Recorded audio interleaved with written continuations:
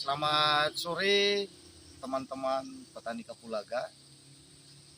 Kali ini bertemu kembali dengan saya, Malius Channel, yang lebih dominan berbicara tentang tanaman-tanaman kapulaga teman-teman ya.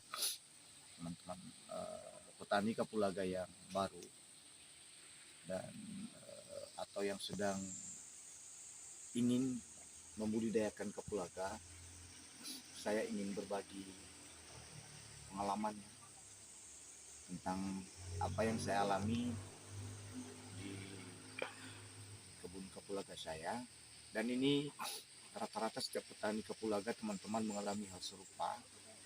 Jadi ketika kita tidak teliti, cermat untuk mengantisipasi hal-hal seperti ini, maka dipastikan teman-teman kita tidak akan berhasil dalam berkebun kapulaga ya. Kenapa? Karena ini faktor yang sangat penting untuk mendapatkan hasil yang maksimal di buah kapulaga.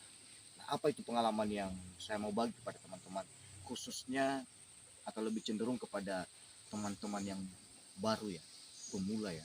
Karena saya termasuk pemula teman-teman.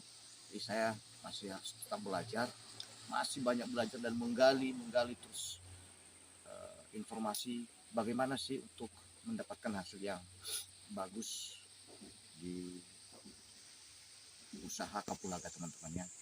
Dan sebelum saya berbagi pengalaman teman-teman, jika ada senior-senior petani kapulaga yang sudah berhasil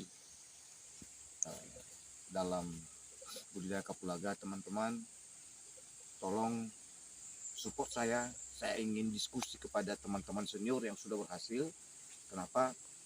Karena saya ingin lebih dalam mencoba ya, mengadakan eksperimen di kapulaga ini teman-teman. Apa yang mau saya bagikan teman-teman? Salah satunya adalah ketika rumpun kapulaga sedang dalam tahap pembungaan. Tetapi di tahap pembungaan itu teman-teman, kita mendapati rumpun-rumpun kapulaga kita bunga-bunganya menjadi kering. Nah, apa yang menjadi penyebab teman-teman? Apa yang menjadi kendala sehingga bunga kapulaga kita menjadi kering sehingga tidak menjadi buah teman-teman? Nah, saya mau jelaskan sedikit teman-teman. Setelah saya nanti akan saya arahkan ke rumpun kapulaga salah satu yang mengalami hal demikian. Tapi saya pastikan di sini teman-teman, ini adalah masalah kelembaban tanah.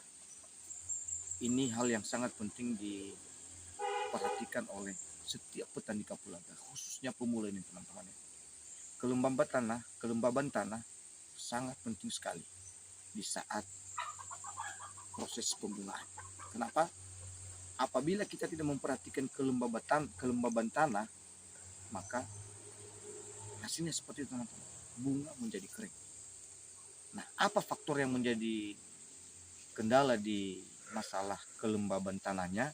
Itu adalah masalah unsur air teman-teman. Jadi saya pastikan kepada teman-teman bahwa manusia bukan hanya manusia yang mengalami dehidrasi. Jadi tanaman juga seperti hal ini mengalami dehidrasi teman-teman. Jadi kekurangan air akan membuat tanaman kapulaga kita atau bunga dari kapulaga kita menjadi kering. Nah, saya mau arahkan kita ke salah satu rumpun teman-temannya. Saya mau pastikan, mau sampaikan kepada teman-teman bahwa seperti ini gambarannya. Ya, yuk kita ke salah satu rumpun kapulaga di tempat saya. Nah, teman-teman, ini salah satu rumpun kapulaga yang saya ingin mau perlihatkan kepada teman-teman. Ini ya, sedang dalam proses pembungaan semua ya teman-teman ya. Tetapi di sini saya banyak mendapatkan bunga yang menjadi kering teman-temannya. Seperti ini kan kering, sehingga dia tidak akan menjadi buah. Nah, kenapa teman-teman? Inilah yang saya sampaikan di awal tadi, masalah kelembaban tanah. Kebetulan di tempat saya berada di Gunung Stoli ya teman-teman ya. Gunung Stoli di Kepulauan Nias, termasuk Provinsi Sumatera Utara. Sudah mengalami musim panas kurang lebih 8 hari ya, sampai hari ini 8-9 hari, sehingga membuat tanah menjadi, coba teman-teman saksikan ya, sepertinya keras ya. Dan inilah yang membuat kelembaban tanah tidak stabil ya, tidak normal. Dan hal inilah yang membuat bunga-bunga kapulaga kita menjadi kering teman-teman ya. Kering. Coba lihat. Kering.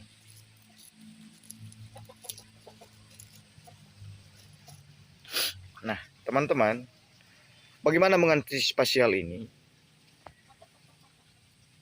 Saya ingin berbagi pengalaman kepada teman-teman. Di awal tadi sudah saya sampaikan bahwa itu masalah kurangnya suplai air di tanah di mana rumpun kapulaga itu ada. Jadi solusinya teman-teman adalah penyiraman ya, penyiraman. Kita harus di musim panas, kita harus intens menyiram setiap rumpun-rumpun kapulaga ya, rumpun-rumpun kapulaga itu di sana teman-teman ya, banyak.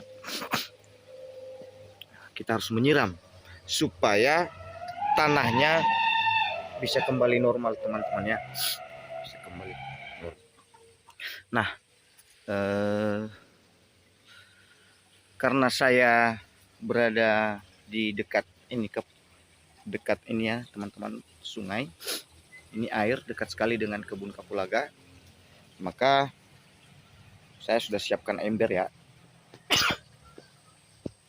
ember untuk airnya. Jadi saya tidak perlu semprot, tinggal saya siramkan di rumpun-rumpun kapulaga yang ada di sini teman-teman ya.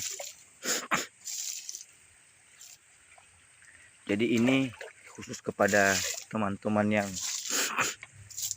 baru berbudidaya kapulaga, jangan sampai hal ini terlambat teman-teman ya. Inilah salah satu contoh yang saya dapatkan di kebun kapulaga saya. Nah teman-teman, itu dia yang pengalaman yang ingin saya bagikan kepada teman-teman. Dan saya yakin pengalaman ini bisa berguna kepada teman-teman yang baru memulai membudidayakan kapulaga. Dan jika hal ini teman-teman lakukan, percaya bunga-bunga yang sedang tumbuh di kapulaga tidak akan mengalami kekeringan teman-teman, sepanjang kita terus memperhatikan kelembaban daripada tanah.